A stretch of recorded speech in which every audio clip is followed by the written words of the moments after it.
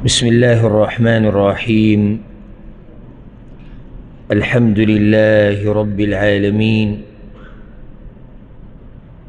والصلاة والسلام على أشرف الأنبياء والمرسلين نبينا محمد وعلى آله وصحبه أجمعين، أما بعد. دا ورو سوال کړی دی وی که یو سړی بیماری سعوزری او د اختر مونځ عیدګاه کې ونه کي یا مسلمانانو سره جمع کې ونه کي نو کور کې کولی شي او که نه؟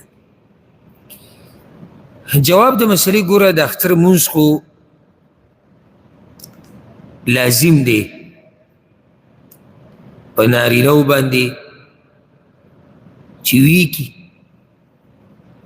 او اگر دلایلو ته چې سړی وګوري چې رسول الله وسلم زنانو ته امر کړی چې راځئ، نو نارینه خو پکار دی چې لاړ او لاړ شي. سبحان الله، دا داسې مونځ دی هغه بې لماز هم دې ته خوشحاله هلکه ټول کال مونځ نه کوي او عیدګاه کې اکثر اولني صف کېنایي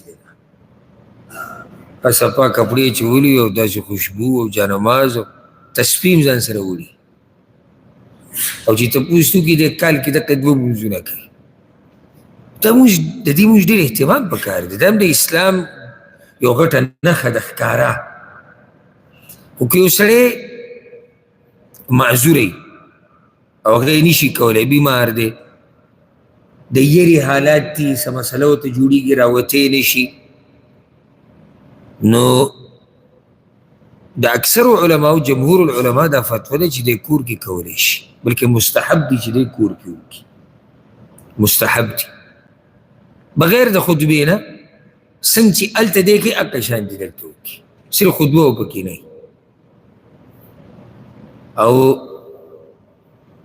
انس بن مالک رضی الله عنه مبارک راځي چې کله به د هغه نه د اختر مونځ پاتې شو، نو خپل کور والا، خپل نوکران، خادمان هغه ټول به یې راجمع کړو، بیا به عبدالله ابن ابي عتبه چې دا د ازاد کرده غلام، هغه به پاڅېدو، هغه به دوه رکعته مونځ وکړو، او پاکه طریقه باندې کومه طریقه چې بهر کېږي.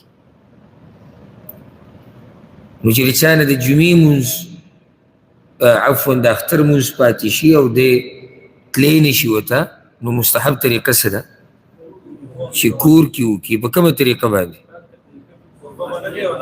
په هغه طریقه کومه طریقه باندې چې دی په عیدګاه کې کوي.